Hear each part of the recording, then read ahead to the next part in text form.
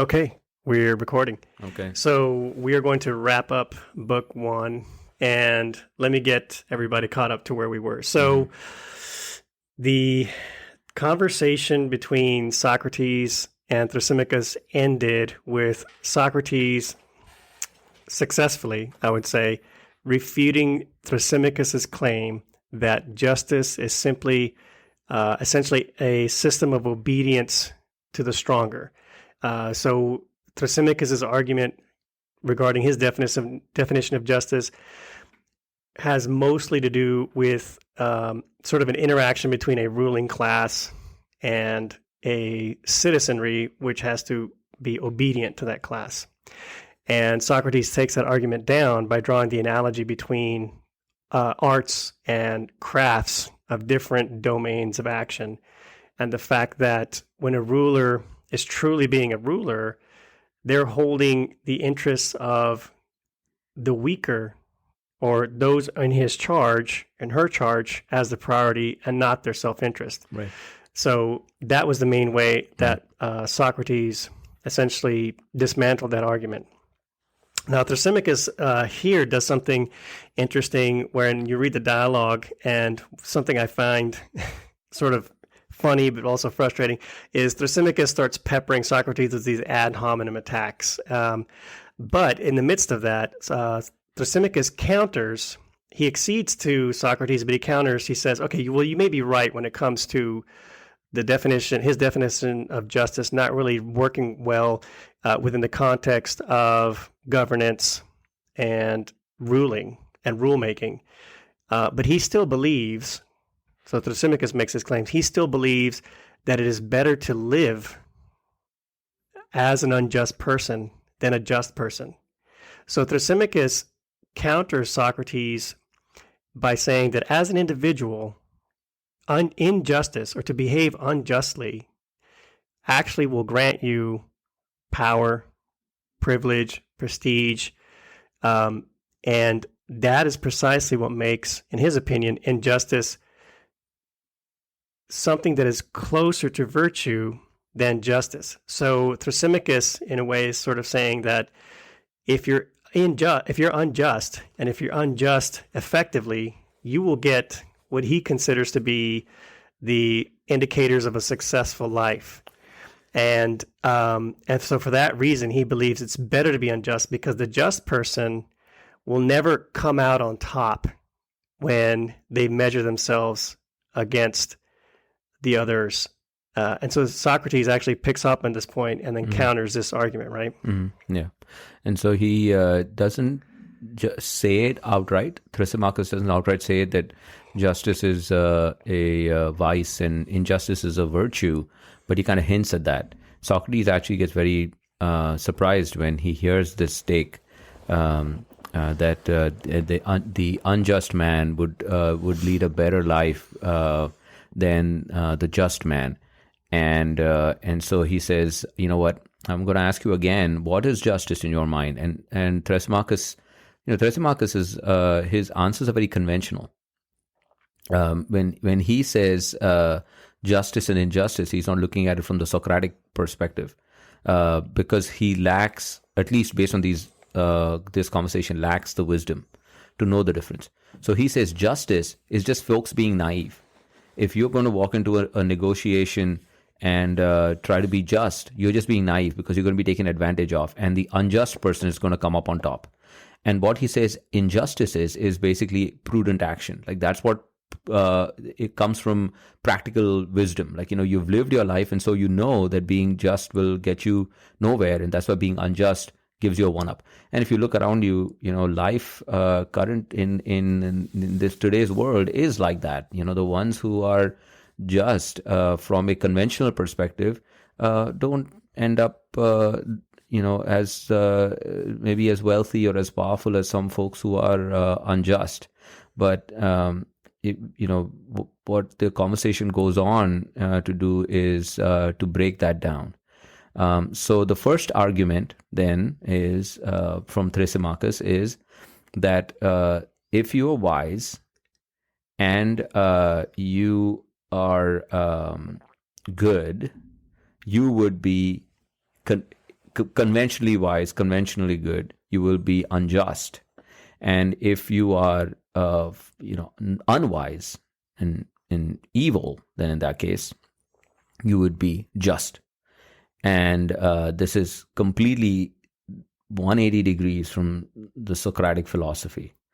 So let's talk about how Socrates goes about breaking that. Yeah, and I think that's the point where I think what Thrasymachus is doing, either implicitly or explicitly in this dialogue, although I think it is explicit, in a way he's making the case that to be unjust, injustice should, in his mind, should be considered a virtue because it leads to these things that he believes are worth pursuing. So let's just walk through his claim, and then we'll walk through the Socratic approach to essentially dismantling this association, association of justice with evil and unwise, and the association of injustice with good and the wise. So because, we're going to break that. Thrasymachus is essentially, he's kind of making the good guys finish last argument that everybody's well aware of. And to some degree, the life around us throws us many examples of that.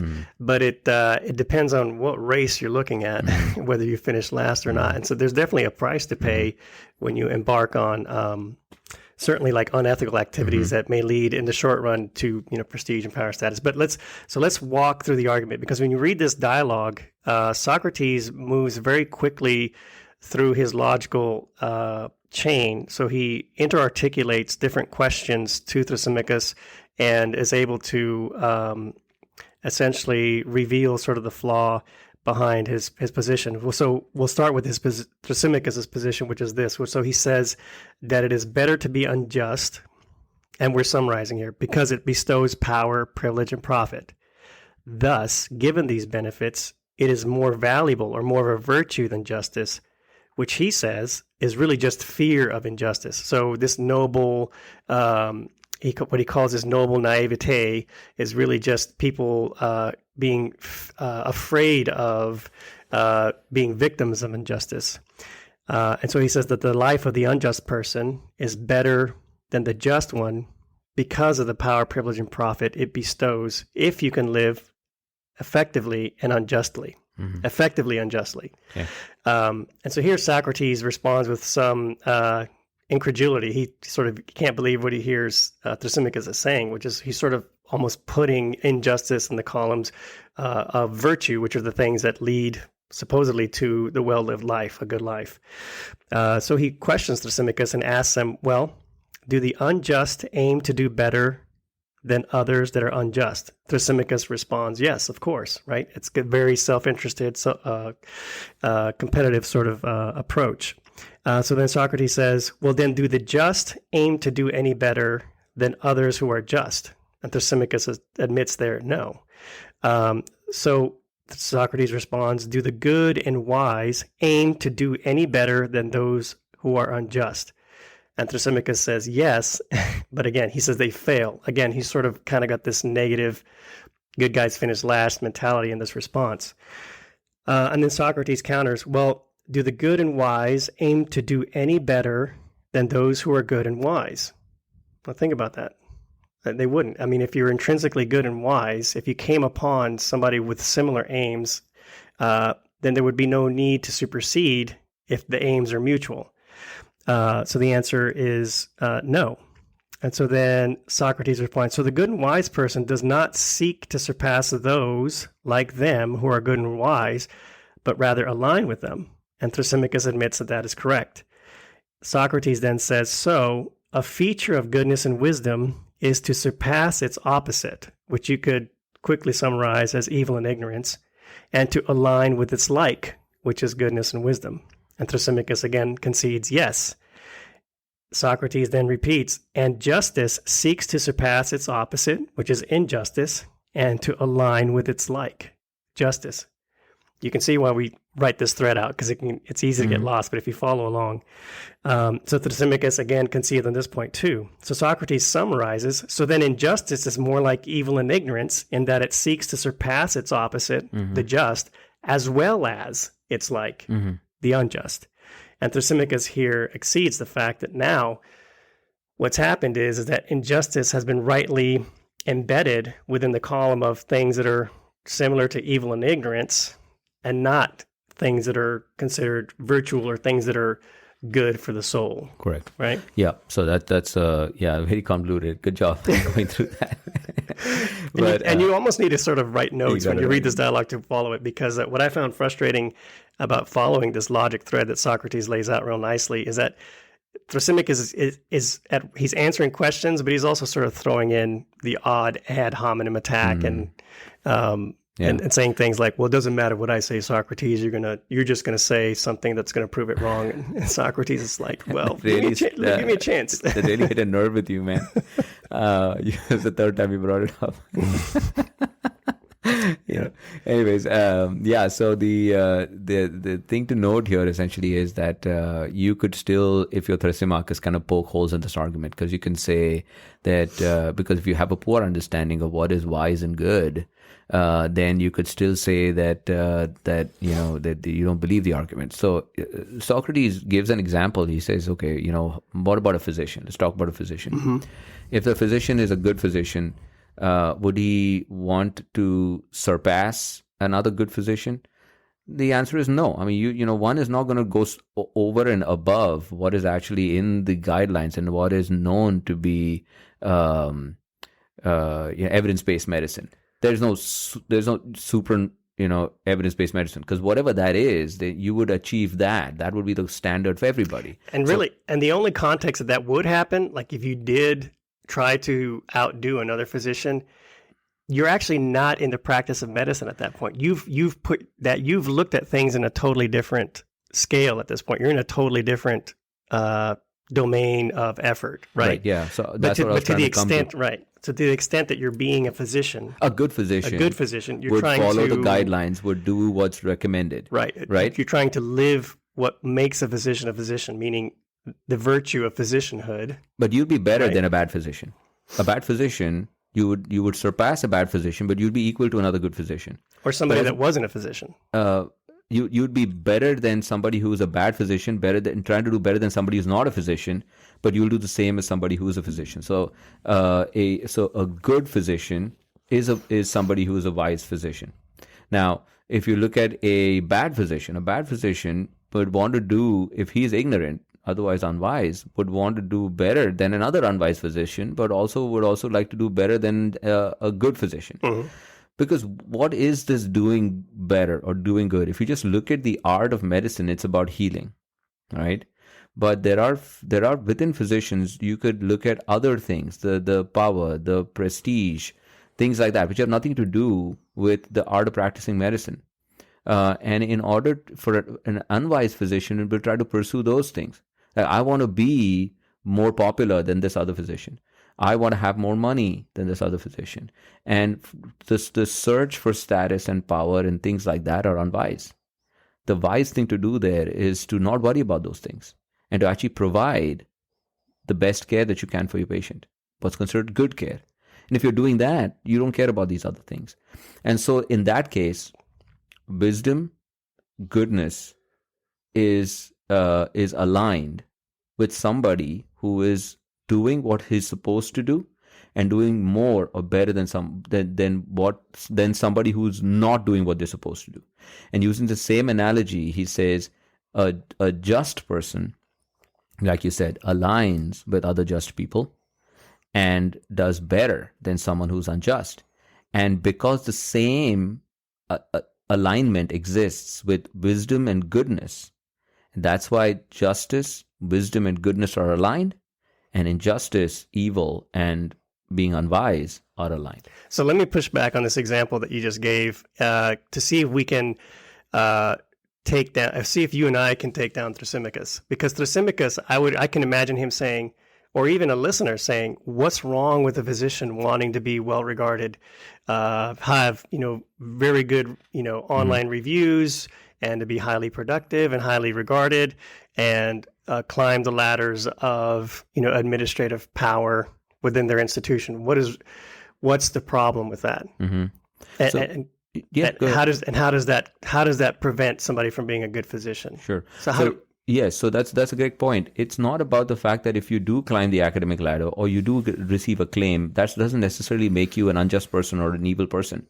But if that's what you seek, what is your primary intention? If one's primary intention is to be just, primary intention is to be wise, and primary intention is to be good, you're not, and then good things would come your way, may come your way, and may not come your way.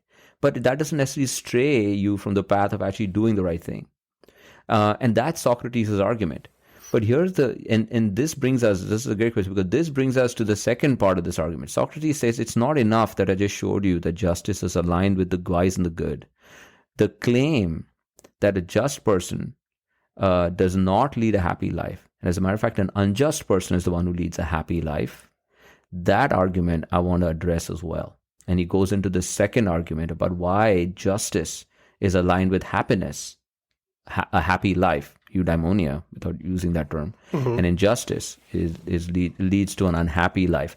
Because if you look at this doctor you're talking about, who all he's concerned about essentially is to make sure he's climbing the ladder, right? He's achieving a claim.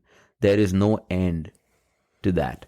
He'll always be in the pursuit of it. And he would stray away from justice and trying to get there, because whenever you're trying to be better than everybody around you, you're not aligning with anybody. That is the feature of an unjust person. Right. And so let's talk about the argument that Socrates makes about this alignment of, justice and happiness. Yeah. So I mean, going back to if Thrasymachus was pushing back, so the way I would respond to it, again, to sort of echo the Socratic ideal, which is that there's nothing wrong with the physician pursuing these, surrogate these indicators of success, these social indicators of success, but they have to be in their right order. So it is theoretically possible and perhaps likely for a just physician to achieve social recognition, but the just physician does not have social recognition as their primary aim. Mm-hmm. You could imagine that if your primary aim is social recognition, if it truly is primary, that means everything else is subservient to that aim. That would include things like ethical principles, patterns of practice, that sort of thing. And you see that becomes immediately problematic. So that's where Thrasymachus' argument runs aground, because it's a question of the denominator. The popular, well-regarded, successful physician who is acting justly, and the popular, well-regarded, successful physician who is acting unjustly, they both have the same social indicators, but one of them has essentially prioritized things that are not going to result long-term into true well-being, because they've superseded the things that lead to well-being with things that don't. And so that's how it would boil down to it, right? So now somebody could be a just physician and not achieve these social indicators of success, but that wouldn't necessarily matter to the person who's not prioritized them and actually has prioritized, ethical fortitude and standards over those things. So, but then now this is a good time to talk about Socrates' next point about all this, which is what? So Socrates, the way he approaches this, it says, okay, let's blow this justice and within an individual and happiness. Let's blow it up and look at it from a state standpoint.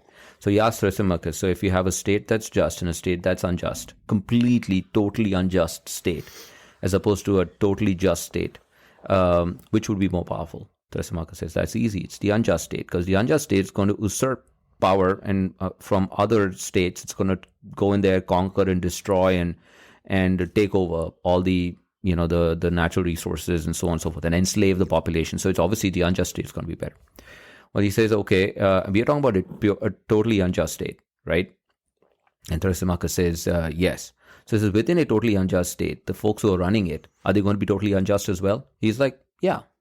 And he's like, well, so then they would always want to be superior to each other. They will not harmonize, and they'll always be at odds. And tell me, if the state is constantly at odds with itself, can it be able to do any work, any executive function, any of that? Would that be possible? That would not be possible. So in order for a state to function well, there has to be justice amongst the people who come together to form the state. Okay, so he says, well, let's move away from that and let's look at like a gang of thieves. What about a gang of thieves? What they're doing is thieving, which is unjust. But do you think amongst them, if they did not have equality, did not have justice, would they be able to function? And the answer to that is also no. So he says, so total injustice is weaker than total justice, because you need justice in order to be able to come together to achieve a common end. So he says, now let's look at within a human being. Within a human being, what is the ruling power? The ruling power, rational thinking, he calls it the soul. Let's look at the soul. Now, if you have an unjust soul, would it be able to harmonize and achieve what it needs to achieve? And as opposed to a just soul. Just like how a state cannot function if it's totally unjust, a soul or rational thought cannot function if it's totally unjust. And so to give an example of that physician who is unjust, and the priority there in that case is to be the best. That is the priority, the most regarded, the most, have the most money or whatever. That person's soul is unjust, and eventually it's going to break down and will not function, as opposed to someone who's just soul will actually go on. So then what is the role of this governing body? We've figured out now with the prior dialogue that the role of the ruler is the happiness and the well-being of the subject. So the role of the soul or the rational thought is the happiness of the individual who inhabits that rational thought. And so if you have a just soul, it would be more aligned with happiness for the individual as opposed to an unjust soul. And that's why a just life leads to eudaimonia or happiness, and an unjust one does not. That's perfectly said. Yeah, I mean, I think... By Socrates, actually. Right. That wasn't me. Right. It's, I mean, so the way to think of it is that the soul is essentially what allows you to manifest a well-being. So if the soul is performing badly, then the manifestation is going to be that of a bad life, an unsatisfactory life, unsatisfied life, right? And if the soul has actually fulfilled its ideal, its virtue, with the ideal, which is living well, then when the soul is able to execute and cause the occurrence or the result of good things through justice and some of the virtues that we talked about, then that would be considered a well-lived life. And so essentially Socrates is saying that injustice is what's going to lead to sort of somebody being unhappy with their life, but purely by virtue of the fact that it is not aligned with virtue. But I want to segue here into a slight non sequitur, because one of the points that Socrates was making about a thoroughly unjust group of a thoroughly unjust state, meaning every individual is totally self-serving, that state would not be successful because everybody would be so focused on their self-interest that they would never be able to organize themselves around a common purpose. And when I read that, it reminded me of a scene in Pirates of the Caribbean. But think about it. It struck me because there's a moment in Pirates of the Caribbean. I think I don't know which movie it is, but the pirates have a meeting and they refer to the pirate code, right? There's a code of ethics. There's like this rule, right? There's this pirate code. And I remember thinking as I was watching that, I was like, look, these people are thieves, assassins, pillagers, and they have a code. Right. Hold on a second. We stopped recording. Let's So what I was saying is, so these pirates are thieves, assassins, and pillagers, and they themselves have a code. So that, I think that's a great example of this idea that if this organization was so thoroughly unjust that there would be no code, they would not even be this band of miscreants to accomplish. So really what it boils down to is this idea that there's an interesting link between virtue, justice, the good life, the self, and others. Mm-hmm. And the best way I can summarize it after having done this reading and contemplated it is that justice really involves regard for mutual worth, meaning the worth of you as an individual and the other, and it is needed to achieve common purpose. Mm-hmm. And so any form or any claim or argument that justice can exist without satisfying these key pieces is going to be flawed. Mm-hmm. So justice has intrinsically to link the well-being of the individual and the other. Mm-hmm. Now, that doesn't mean that from context to context, that's not a very difficult thing to figure out. And in fact, that's probably why life is so complex, Mm-hmm. because it's not clear to us. We don't have the necessary wisdom at any given moment in time or circumstance to know exactly where that line is. But that is the line we must seek. That's the line we must aim for. That's what we should align with if we are going to try to make similar to the good and the wise, Right. and oppose what appears to be evil and ignorant. Now, much easier said than done. Muammar Gaddafi was very influenced by Platonic works. So he believed in this concept of the philosopher king. And that's what he thought he is going to be for his people. And here you have You mean he wasn't? Well, I guess history is going to decide. But my point is that this is an excellent example of how you can take this thinking and go awry if you're not examining yourself and not allowing others to examine you.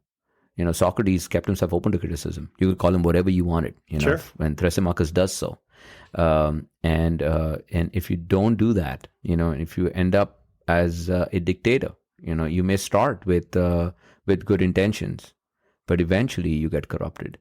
And if you look at any dictator, that is the ultimate expression of Thrasymachus wisdom. He's saying that these dictators are all powerful. They have all the prestige and the money and whatever. And the way they acquired this is through unjust means. But look at what happens with what their stories are, And so this is, history actually is a great teacher. The past is immutable, and it shows you over and over again how if one is unjust, one meets a terrible end. And the problem with that, though, is that we don't have that many good examples of folks who are just. They are few and far in between, and their lives are so unconventional that folks nowadays will look at it like, who's going to live like Nelson Mandela? It's not going to happen. I'm not going to live like Mother Teresa. I'm not going to live like Martin Luther King or Mahatma Gandhi. This is not going to happen because I have this conventional life and I have these things that I have to kind of provide for. So maybe it's because, I've thought of that too, because as I contemplate history, there's plenty of examples of people who were just and had terrible ends. Mm-hmm. It's not like it gave them this magically. But that, I guess, just points to the separation between, glory and true happiness. Mm-hmm. I mean, there's people who achieve glory or renown, mm-hmm. And they may do so through acts of justice, but they can do so by being unjust as well. So it goes back to the original point. And I think there's a population of quietly virtuous people, and maybe that's why it's hard to find examples, because virtue doesn't really scream itself onto the pages of social media or even onto the pages of history very well. It's you mean there's no Instagram model who's virtuous? It's like look these, right? We need like a like a virtue. It even sounds oxymoronic. We need to have like a virtue competition, right? Or a virtue pageant. I mean, it just doesn't work. It's just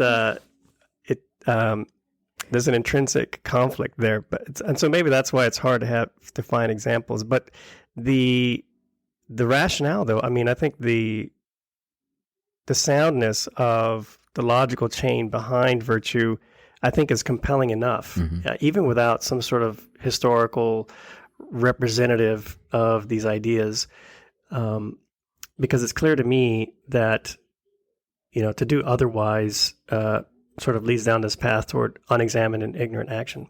Now, all that being said, Socrates would be quick to point out to say that, you shouldn't accept things dogmatically. I mean, it's the commitment to diligent and continuous re-examination of the ideas that you adopt and choose to subscribe to as necessary. So even in that regard, Socrates is, in a way, implying this seems to be the logical chain, but check again. Like no concept deserves to be accepted with pure obedience. You should always look. He ends the conversation with saying, yes, I told you that justice is aligned with wise and good, but I haven't answered the question about what is justice. Right.